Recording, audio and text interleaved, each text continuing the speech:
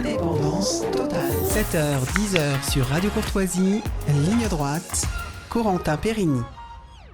Le 31 octobre, le propriétaire d'un appartement à Nice réussit enfin à faire expulser le locataire de son bien. Alors il échappe de peu à la trêve hivernale qui l'aurait obligé à reporter l'expulsion 5 mois plus tard, malgré déjà 2 années de loyer impayé et des plaintes qui traînent en justice. Alors malheureusement, ce n'est pas un cas isolé, mais c'est un véritable cauchemar pour de nombreux propriétaires. Cette trêve hivernale qui vise à protéger les ménages les plus démunis des expulsions locatives abusives durant les périodes froides, donc en hiver.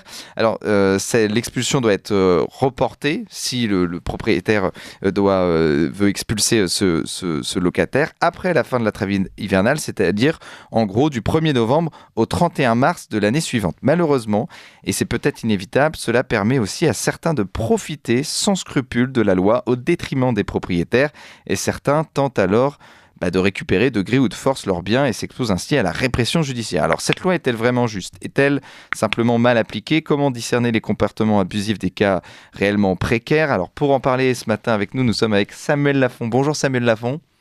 Bonjour Corentin, bonjour à tous les auditeurs de Radio Courtoisie et merci pour l'invitation. Mais je vous en prie, vous êtes fondateur du média Damoclès, directeur de la communication numérique, donc du parti Reconquête. Alors, dans le cadre d'une occupation illégale, la loi prévoit la possibilité d'expulser l'occupant, mais il faut malgré tout porter plainte, attendre une décision de justice, ça prend des mois, ça peut prendre des années, comme c'était le cas de ce propriétaire niçois. C'est un véritable phénomène de société, on l'a dit, c'est un véritable abus. Pensez-vous qu'il faille justement aujourd'hui adapter toutes ces procédures ? Alors pourquoi est-ce qu'on parle du squat aujourd'hui et pourquoi est-ce qu'on en parle tant depuis 3 ans ? Parce qu'il y a une affaire qui a fait polémique, qui a défrayé la chronique, dont tous les Français ou quasiment ont entendu parler. C'est l'affaire de Théoule-sur-Mer en septembre 2020. Oui. C'est vraiment à partir de septembre 2020, fin août, début septembre 2020, qu'on a entendu parler du scandale du squat massivement en France. À ce moment-là d'ailleurs, avec Damoclès, on a choisi de lancer une grande mobilisation. On a eu en quelques jours plus de 30 000 signataires. Aujourd'hui, la pétition réunit plus de 94 000 signataires.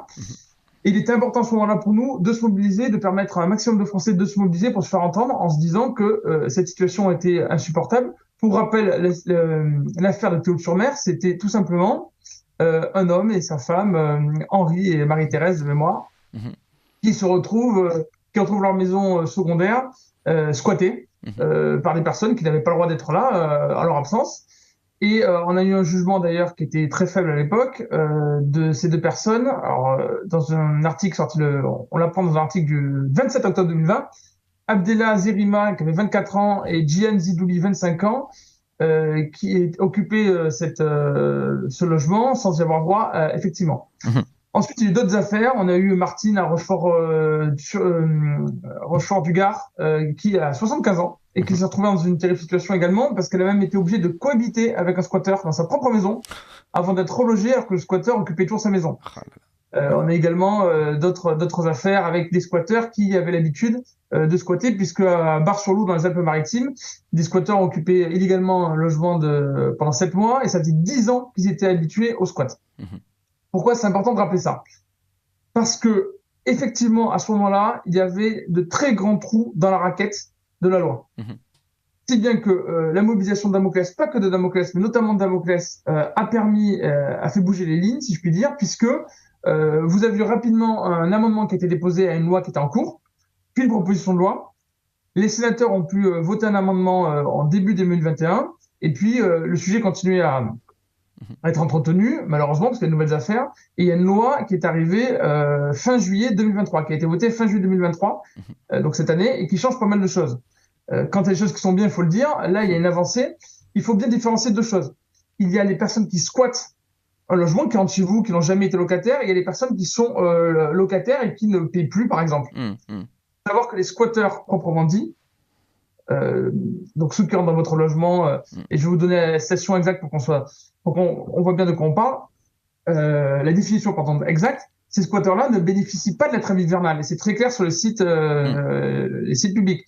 Donc si on va sur servicepublic.fr, servicepublic.fr nous dit « Squatter est le fait d'entrer dans un lieu par effraction, après avoir forcé une serrure ou cassé une fenêtre, tromperie, menace ou violence pour l'occuper sans autorisation de son propriétaire. » Il est indiqué également si votre résidence principale ou votre résidence secondaire est squattée, vous ne devez pas forcer par vous-même les squatteurs à libérer le logement, vous devez engager des démarches pour obtenir leur expulsion ou évacuation forcée. Et le problème qu'il y avait, c'est qu'en fait, dans la loi précédente, vous aviez des personnes qui étaient squattées, des Français qui subissaient un squat, et qui, lorsqu'ils voulaient faire évacuer leur logement, en référaient aux autorités locales, et rien ne se passait. Parce qu'il fallait attendre, il fallait d'abord qu'ils prouvent qu'ils étaient bien propriétaires du logement, et c'était eux-mêmes qui devaient montrer qu'ils avaient un titre de propriété.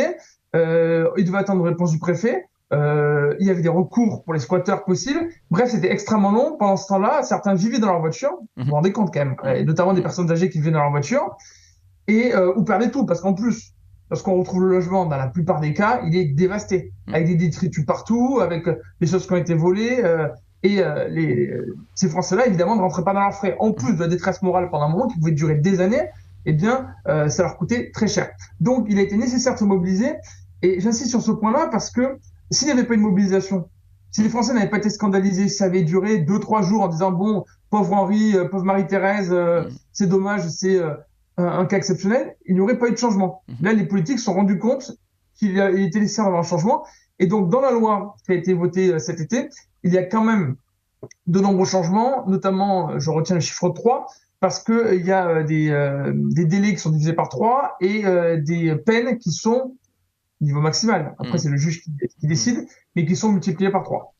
Oui, donc évidemment, ça pose une grande problématique pour ces propriétaires. Et vous l'avez dit, il y a des propriétaires de logements qui, eux, ont décidé donc d'utiliser la force, c'est-à-dire d'expulser eux-mêmes. Et c'est eux qui ont été condamnés pour violence. Mais comment on peut l'expliquer? C'est-à-dire que la peine, entre guillemets, d'un propriétaire qui veut expulser le squatteur est supérieure au squatteur lui-même. Oui, en fait, la loi, vue comme elle était faite auparavant, faisait en sorte que la personne qui occupait le logement, les squatteurs savaient très bien comment faire. Ils changeaient le compteur EDF, il y avait quelques petites échanges à la serrure eux-mêmes. Ils avaient quelques actes à faire, ça leur prenait quelques heures maximum. Et ensuite, c'était eux qui légalement étaient davantage protégés par la loi, et certainement pas le propriétaire. Vous savez, normalement, c'est l'État qui fait régner la justice. Et nous, on donne notre liberté de se faire justice soi-même à l'État parce qu'il fait respecter la justice.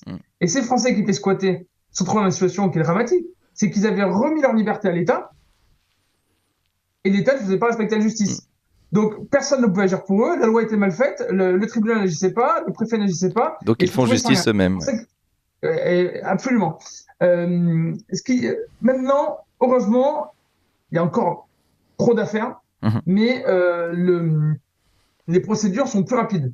Ce qu'il faut bien voir, c'est que ces scandales touchent toujours trop de personnes, et lorsque les Français en sont conscients, ils en parlent largement autour d'eux. Pourquoi je vous dis ça? Parce que si, parmi les auditeurs de Radio Courtoisie, il y en a qui entendent parler de ce genre d'affaires ou qui subissent eux-mêmes ce genre d'affaires, il faut le dire.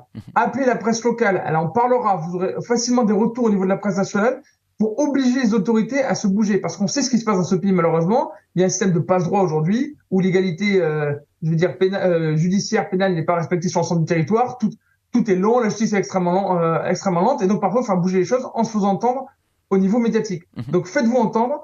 Et si la loi qui est passée cet été apporte du mieux, eh bien, il y aura sans doute s'il y a de nouvelles affaires qui éclatent, il y aura sans doute d'autres modifications à apporter et il faudra pousser au maximum les parlementaires à apporter ces modifications très rapidement. Alors, il y a aussi un propriétaire qui, lui, a été plus malin que les autres. Donc, il a été squatté. Et ce qu'il a fait, c'est qu'il a lui-même resquatté son propre appartement, enfin, sa propre propriété. Il a changé les serrures et il s'est dit squatteur de son propre logement. Il faut en arriver là aujourd'hui donc, pour pouvoir véritablement rester chez soi, quoi. C'est tout de même absurde. Ouais. D'une certaine manière, heureusement que ce propriétaire a fait ça, parce que ça a montré l'absurde de la situation actuelle. En fait, pourquoi les squatteurs peuvent bénéficier d'un logement et être tranquilles dans le logement? C'est parce qu'en fait, il y a des lois de protection des personnes en place dans le logement qui ont eu des conséquences néfastes pour les propriétaires et également pour les locataires. Parce que si vous êtes locataire, que votre bien et que le logement que vous habitez habituellement est squatté parce que vous partez ne serait-ce qu'un week-end en déplacement, eh bien, vous pouvez être dans cette situation. Et donc, il a fallu revenir sur ces conséquences néfastes des lois précédentes de protection des locataires. Et voilà, moi le conseil que je donne, c'est vraiment faites-vous entendre médiatiquement. On pourra faire changer la loi encore davantage. Quand les squatteurs savent qu'ils occupent un logement, ou que ce soit en France, et que toute la presse en parle et qu'ils peuvent passer et qu'on peut parler d'eux à la Mm. télévision, eh bien c'est une situation qui est quand même plus défavorable que simplement lorsqu'ils sont, et ça arrive malheureusement trop souvent, face à une vieille dame, un vieux Français ou une vieille Française qui est tout seul, un retraité, ça arrive très régulièrement, Mm. qui se retrouve sans rien et qui espère juste compter sur la bonne foi de personnes qui sont vraiment des délinquants qui évidemment ne feront rien s'ils ne sont pas poussés par la justice à déguerpir. Oui, et surtout que ces personnes âgées qui n'ont aucun relais, notamment avec la préfecture, qui n'ont pas de pouvoir politique, pas de pouvoir médiatique et qui sont laissés pour compte. Et puis il y a aussi ces associations qui aident au logement, donc et finalement au nom d'un discours social, ils sont complices de ces délinquants, de ces personnes qui squattent qui squattent ces logements. Complètement. Et pendant des années, vous aviez même des sites, il y en a encore, qui Mhm. donnaient les bonnes astuces aux squatteurs. Ouais, Comment faire pour bien squatter un logement. ouais. Euh, En plus, vous savez, je fais un parallèle avec le problème du pouvoir d'achat qui touche un très grand nombre de Français dans notre pays, où Mhm. tous les Français sont impactés par la baisse du pouvoir d'achat. Et on sait également que le logement augmente de plus en plus dans la part de dépenses contraintes dans le budget des Français. Quand on voit que des Français ont travaillé durement pendant des années pour pouvoir se payer un bien, Mhm. ou qu'ils ont hérité d'un bien de leur famille, et que celui-ci est squatté, dévasté, parce qu'en fait, tous les souvenirs de famille qui étaient en ce logement, vous les oubliez, Mhm. ils vont tout vous piquer, tout vous casser, eh bien, moi, je me mets à leur place, c'est extrêmement dur psychologiquement. Ouais. C'est pourquoi vraiment, je vous invite, je sais que je me répète, mais je vous invite, Mhm. si jamais vous faites face à un squat, faites-vous entendre tout de suite.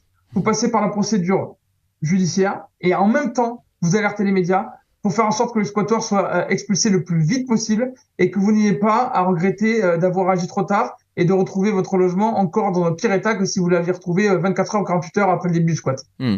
Et c'est notamment, donc vous parlez de ces petits gens, mais il y a aussi un documentaire de complément d'enquête qui a présenté Victor. Victor qui a un CDI, il gagne 2500 net par mois et pourtant, ça fait un mois qu'il recherche un appartement. Il est actuellement SDF, il est obligé de vivre à l'hôtel. Donc aujourd'hui, il y a une crise telle du logement que même sans être donc dans les précarités, c'est compliqué de trouver un logement et ça pousse aussi certains à squatter et donc à contourner cette loi. Alors, il faut absolument pas excuser les squatteurs parce qu'ils Mm. contournent la loi.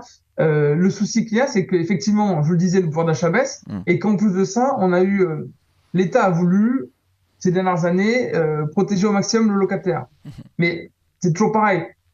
En protégeant au maximum le locataire, il a fait en sorte, par conséquent, euh, que le propriétaire soit très regardant sur les dossiers. Mm. C'est pour ça qu'on parle typiquement souvent, c'est le cas de Paris où les propriétaires demandent 3 à 4 fois en revenu net le montant du loyer. Mm. Mais c'est parce qu'en fait, ils disent, si j'ai quelqu'un chez moi qui ne peut plus payer, c'est pas un squatter, mais quelqu'un qui ne peut plus payer, j'aurai aucun moyen de relouer mon bien. Mm. Mm. Et donc, voilà, ça a des effets pernicieux. Et quand on fait des lois de protection, pour quelque domaine que ce soit, il faut toujours réfléchir à l'ensemble des conséquences. Parce que là, la conséquence, c'est que de très nombreux Français qui gagnent correctement leur vie, qui travaillent, qui ont, comme vous l'avez dit, un CDI, eh bien, ne peuvent pas se loger. Moi, ce qui me surprend d'ailleurs, ce qui me choque, qui me dérange, c'est que je vois dans des groupes d'étudiants, typiquement sur Facebook, il y a quelques années, c'est des groupes dans lesquels les étudiants échangeaient sur l'université, sur ce qui se passait dans leur cursus. Maintenant, de plus en plus, je vois des annonces recherche de logement, recherche de colocation, parce qu'en fait, de très nombreux Français, et notamment les étudiants, n'arrivent plus à se loger. Mm. Et justement, Samuel Lafont, je voulais aussi vous parler du deux poids deux mesures, notamment par rapport aux migrants qui viennent de Lampedusa hein, et qui ont été accueillis notamment à Menton, donc on rappelle à la frontière, dans le sud de la France, à la frontière avec l'Italie. Et là, on se rend compte que les migrants sont accueillis dans des hôtels, alors que certains Français eux-mêmes déjà ne peuvent pas se procurer, avoir un logement. Donc là, il y a véritablement un deux poids deux mesures. Et encore une fois, c'est-à-dire qu'il faut mieux être dans une situation précaire. Il faut parfois mieux ne pas être français pour pouvoir avoir accès à un logement. Et le délire immigrationniste, on sait bien ce qu'il donne, c'est qu'il donne la priorité à des personnes qui, non seulement pour les irréguliers, n'ont rien à faire en France, mais également d'abord à des personnes à l'immigration légale en plus, devant les Français, trop souvent.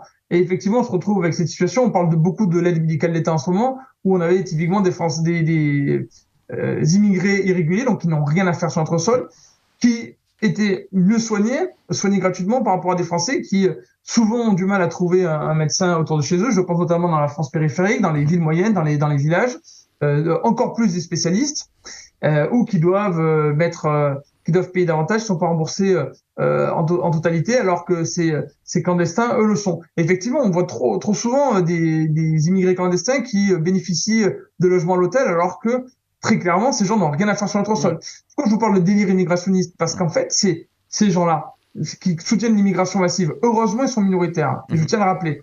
La très grande majorité des Français sont contre l'immigration massive. Ils voient très bien depuis des années, et d'ailleurs les chiffres ont peu bougé, parce que ça veut dire que les Français sont très conscients depuis des années. Moi, j'ai fait un tour des différents sondages, et bien, il n'y a pas trop de changements depuis au moins 2013 sur tous les items liés à l'immigration. Les Français en sont conscients, ils se rendent bien compte que la situation est insupportable, et ils voient facilement, et ils voient trop souvent malheureusement, qu'il y a ces immigrés clandestins qui passent parfois avant eux.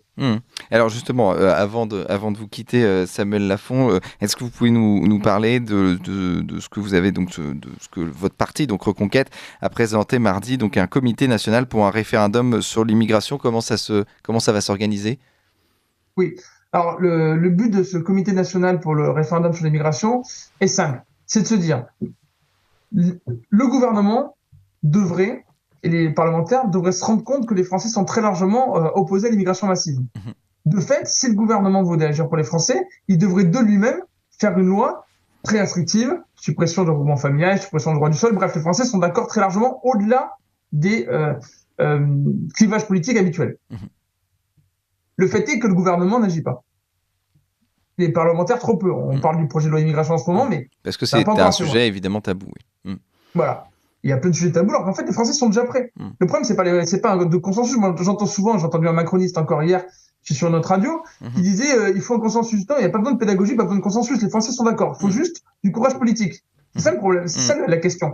Et donc, comme le gouvernement n'agit pas, eh bien, il faut demander on demande un référendum.